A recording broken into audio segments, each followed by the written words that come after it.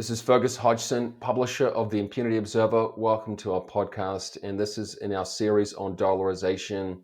Thank you so much for tuning in, and I'm so grateful for both the subscribers and audience we have. And as I say, I love doing these to learn from many wonderful people throughout the Americas. And today we have Surse Pierpoint, who is a long time classical liberal leader, thinker in Latin America. I've seen him at so many events over the years. I respect his opinion. He is the chairman of Fundación Libertad de Panama, and he is a long-time, let's say, consultant on trade matters based in Panama. And so, sirs, I'm so pleased to catch up with you again. It's like an old friend, from my days actually living in Latin America. And Panama is such a unique case. That's why I'm just so eager to get your perspective. And as you mentioned before we began the show, that your family have been there for generations, which is wonderful also. So, and also right now, because there's such an interest in, let's say, the secession movement in Canada, many people are curious as to how Panama first became a thing, right? Because it was a province of Colombia, but how did it peacefully become the more prosperous, smaller nation that it is today? Fergus, thanks for the opportunity to chat. Again, it's a great pleasure to see you as well. But the story is fascinating. And one of the recommendations to anybody who's interested in a little bit more of the history is the Path Between the Seas, the book produced by David McCulloch, written by David McCulloch. And if we talk about how Panama came about, we have to go back to the mid 19th century, the late 1800s. We've got federalism. Panama is actually, if you considered getting on a boat in Colan on the Caribbean side to go to Bogota, it would take you a month to get to Bogota versus 10 days to New York City. So that, I think, is a data point that makes it very easy for people to understand the focus of the Panamanian businessmen was more towards the north, the United States, versus Colombia and centralization. Bogota was the Death Star, and they wanted to control. The Panamanians were anxious to see things happen. And you've got de Lesseps in 1880 starting the Panama Canal after his successful building of the Suez Canal. So you got to go all the way back to that story where the most prosperous departamento, as they call them back then in Colombia, was Panama. So that is where the story starts. Yeah, and just for people who are maybe not so familiar with the geography, that does make sense because Bogota is deeply inland. So getting there would be difficult, and it's still treacherous today if you were to try to go by land, right? You had to go up the Magdalena River, and after that, where it was no longer navigable, get on a mule train and finish the rest of the trip. So it was rather arduous. And I assume at that time that Colombia, now it's been a while since I did this. I remember I reviewed a paper on the rise of liberalism or lack thereof in Colombia. There was a great deal of, let's say, instability in Colombia itself.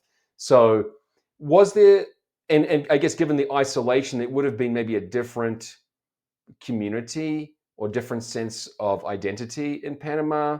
What would, aside from just economic drivers, were there any other things that were pushing the province or department to become a separate nation? Real estate guys talk about location, location, location. Our unique geography, the isthmus, the narrowest part of the Western Hemisphere. If you think about it, you can go all the way back to the colonial times when the Peruvian gold and silver came up to Panama and then was reloaded onto galleons to go over to Spain and was typically waylaid by the Brit pirates who were cruising the Caribbean, waiting for those ships leaving Portobello. So the geography is what made it very interesting and makes it actually a very international gathering place because people were constantly going back and forth. For anyone who hasn't been to Panama, it does have a very peculiar mix, right, of Caribbean and Latin and then American. It's really its own thing. And I was saying to Cyrus before we began recording that when I was living in Guatemala and then I went to Panama City, I was just blown away at the development. Panama really is a success story within Latin America, right? And in many regards. And it has been somewhat of a financial hub. Now, do you want to clarify who actually uses Panama as a financial hub? Typically, we have done, and what you'll find is that the public private relationship between politicians and businessmen, being such a small country of 4 million, you'll find that the businessmen are very active in promoting different public policy initiatives like regional headquarters. That's Law 41 is a new law that's promoting bringing multinationals to do back office type operations in Panama City. And the idea there is those are high net worth individuals, multinational companies that are going to be using Copa Airlines, flying back and forth, establishing operations, renting apartments, buying cars, hiring people. So when you talk about the banking, it's all about trying to bring assets here that can be reinvested and put to work, not only in the Panamanian economy, but the regional economy as well. I would like to announce my latest book, The Latin America Red Pill, My Search for Freedom South of the Border, available in Spanish as La Píldora Roja de America Latina. This book distills 15 years of exploration and analysis and is part autobiography. If you want to get past political correctness to understand the reality on the ground, read The Latin America Red Pill. You will learn how to survive the law of the jungle, when a move to Latin America makes sense, the key to entrepreneurial success in the region, what Latin America needs to achieve development, and a whole lot more. Go to Amazon.com or click the link below to get your copy. Thank you. Right. And so let me go back to the history then. So, was there any bloodshed related to the independence of Panama? Forgive my lack of, literacy on this process. One donkey and a Chinese coolie were the only the only victims of a 1 day revolution, because the United States said, "Let me help you there," and put two gunboats on either side of the isthmus to prevent the carabineros coming off of the boats to put down the rebellion. Was there any debate at that time? Because we're talking the turn of the 19th to 20th centuries. I don't know how strong or widely used the US dollar was at that time. Now, I know there also is the Balboa, which is a little bit confusing. This is this one-to-one currency in circulation in Panama. So what were the choices then in terms of currency at that time? Again, if you talk about far-sighted politicians, the fact that the new Panamanians had bouts of inflation in the end of the 19th century, and they were very aware of the fact of the deleterious effects of inflation. And so they said, you know what? How about we approach the United States and come to an agreement where we will not have a central bank, we will not have a printing press, and thereby we will promote stability in our economy. You know, it's for you and me, it's kind of rote, but back then it was pretty revolutionary for these guys to say, you know what, we're not interested in having a printing press, because at the end of their term they were going to go back into the economy, and so that they knew that as politicians it was in their best interest to lay the grounds for having a successful economy on which to grow the country. Yeah, it's one of those happy occurrences that is a rare occurrence that people had that foresight, like you say, that they were looking for the future and weren't just trying to cash in an abrupt fashion. So, but at that time, because that was even before the Federal Reserve was created, and I assume, look, this is where even I'm stretching here, that the US dollar, whatever existed at that time, or whatever dollars were circulating, were fully backed, right? So, yeah. But and how did the Balboa come into existence, or what is its use? What was determined in the Constitution was that any means of exchange was valid between parties. And so you could establish anything. And actually, even though it's called a Balboa, we had a couple of presidents who decided, you know what, we're going to actually produce a Balboa, make paper currency. And they were deposed for that because it was quickly determined that these populists were going to screw with the economy. And so they were quickly drummed out of power. How recently was the last populist who attempted to do that? 1940s, Arnulfo Arias, three-time president actually, deposed three times because of his wacky outlook, very, very fascistic in the line of a Mussolini, everything within the state, and how the state was going to take you from cradle to grave. So his last term was in 1968, and that's what brought about the military dictatorship in 1968 that was only deposed in 1989 with the invasion. Wow. Okay. Now, yeah, I don't want to get too stuck in that because that's a whole topic of its own, to be frank. But and let's be clear there.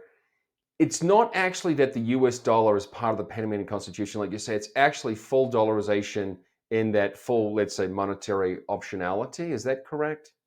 Correct. We have an agreement with the U.S. Treasury where old bills are sent back, new bills are brought in to into the economy. Again, no central bank, so there is a an authority that is Banco Nacional, the state bank, that is the intermediary between Treasury and the private banking system that disperses the arrival of new currency, new bills that are distributed in the economy. So what you'll find is that increasingly cash is going by the wayside because the banks now are working.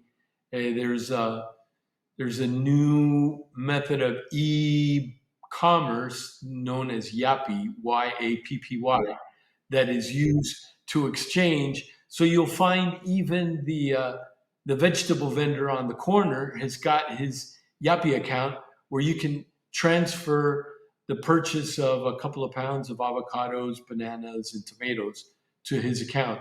So it's a very sophisticated banking system, but again, based on the dollar and very much of the mind that we don't want any of those crazy politicians like Venezuela. I mean, we saw hyperinflation in Venezuela. A lot of Venezuelans sought refuge in Panama. So we've seen a lot of the economic destruction as a result of crazy politicians in the neighborhood. Yeah, and although Colombia might not have achieved the hyperinflation moniker, they absolutely have achieved high levels of inflation over the generations. So, so as you explain it, it's not explicit that the US dollar is the unit of currency to be used in Panama, but the US Treasury, let's say, collaborates to make that more convenient, right? It helps, it facilitates. Has there been any attempt to use other currencies like the Swiss franc or Canadian dollar or anything? Is that as just the US dollar been so preeminent for all that time?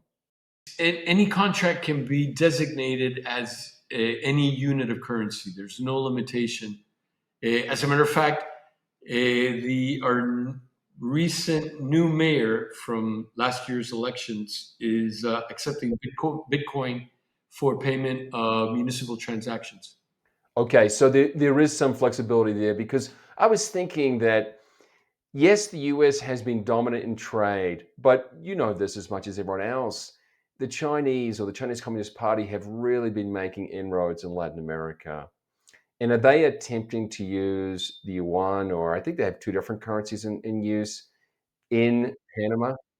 The RMB is also being used here, and again, eh, the two parties can mutually agree on specifying which unit of exchange, which currency is going to be used to settle accounts. And do we have any data on how much trade is now denominated in Chinese currency?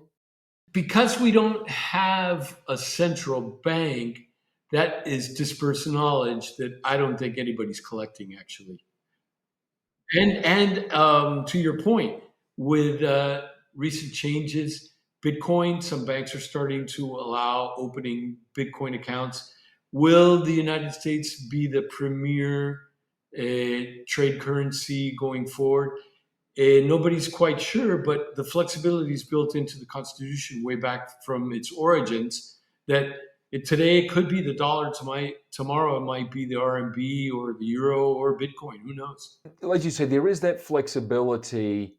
Has that caused problems for tax collection or just functioning of the administration? Accounts are settled with the government with dollars. There's no options there. So you file, you have your sales tax, which is collected and reported monthly. So tax collections are something that's registered. Currently, I was reading today that if versus budget, we're about 6% below what is expected in budget. We're running deficits, rather significant deficits, because we're still coming out of the post-COVID. We've not been able to get back to where we were in 2019. So the struggle is some people are saying, well, we've got to raise taxes. And others saying, no, look at what Milei's doing in Argentina. Cut the government. We've got excessive government spending. Why don't we do something there?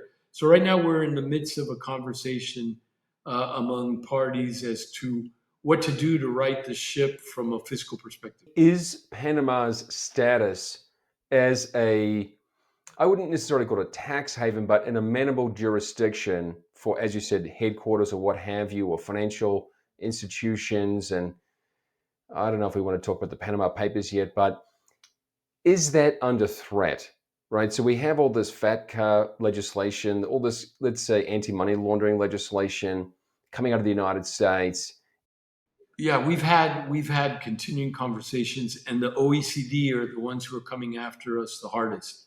Not so much the United States, because um, to be a tax haven, there's going to be a tax hell. So the European countries with significantly higher tax rates are very worried about sheltering in any foreign tax havens. And since we're a very small country, it's very easy to beat us up. And this has been over a decade now where we're trying to get off of these lists that the OECD decrees that Europeans should not have any accounts in Panama because it's seen to be a tax haven. But basically, Panama views any income generated offshore as being tax free.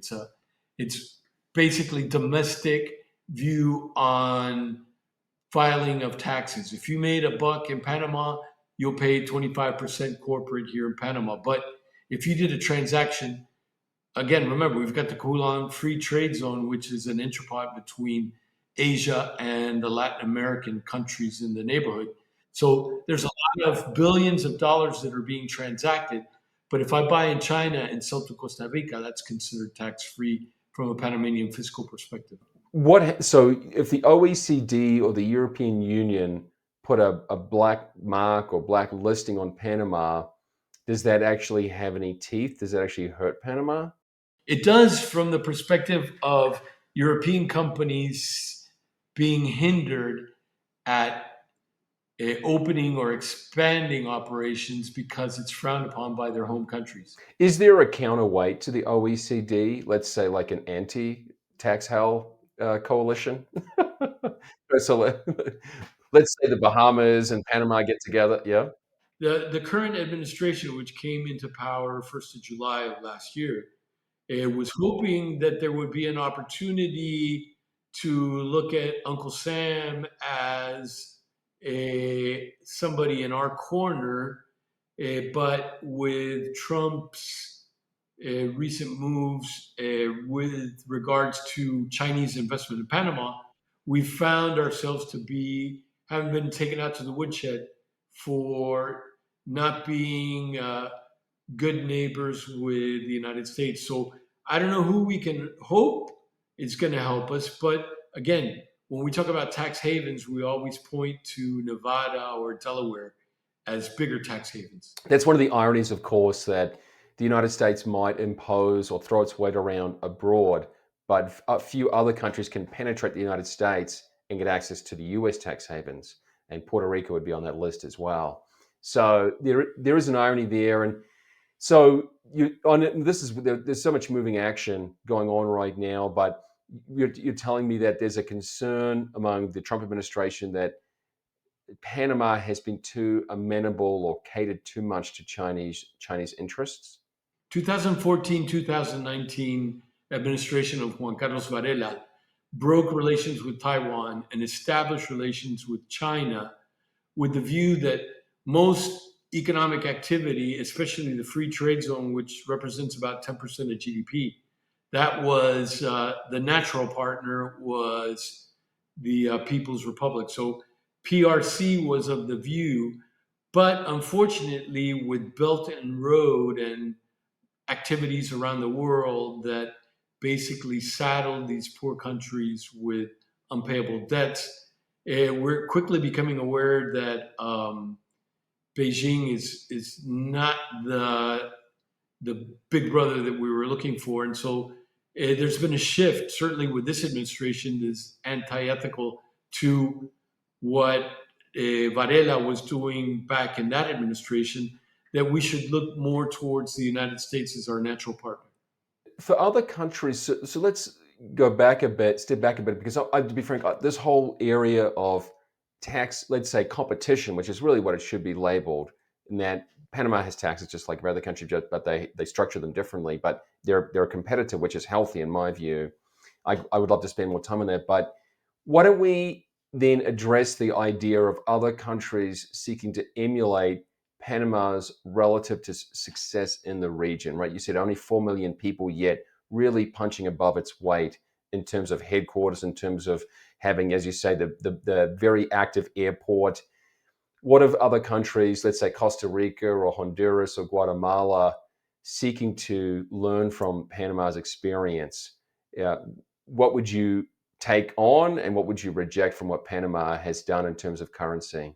I'm really proud when you look at the economic freedom indexes and certainly GDP per capita.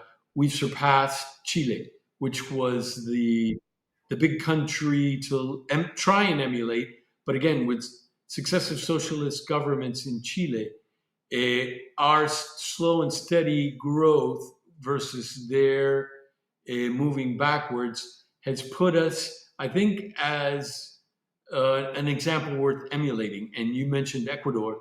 We can also look at El Salvador, and we can also see what Milei is rumored to be thinking about is people realize that inflation destroys wealth and that a stable currency is necessary, and that the easiest and best way is to smash the printing press and take it out of the hands of any future politicians slash thieves that are going to destroy your economy.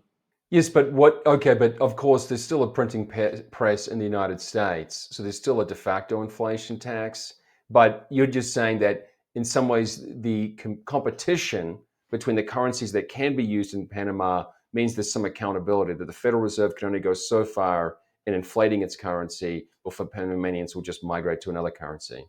I've been following Argentina very closely, and they're beating their chests at 3.8% were the latest numbers in April for inflation per month. We're talking about 3% per year. Yes, maybe there's inflation in the United States, but nowhere near anything that's happening in the neighborhood. So uh, we're still in the US camp. Obviously, fiscal recklessness in the United States, the inability to service an increasingly humongous debt would put that at risk. So I'm not saying it's a rosy scenario, but it's something that we've got to really look out going forward. if the United States doesn't put their fiscal house in order, our dollarization will be at risk as well.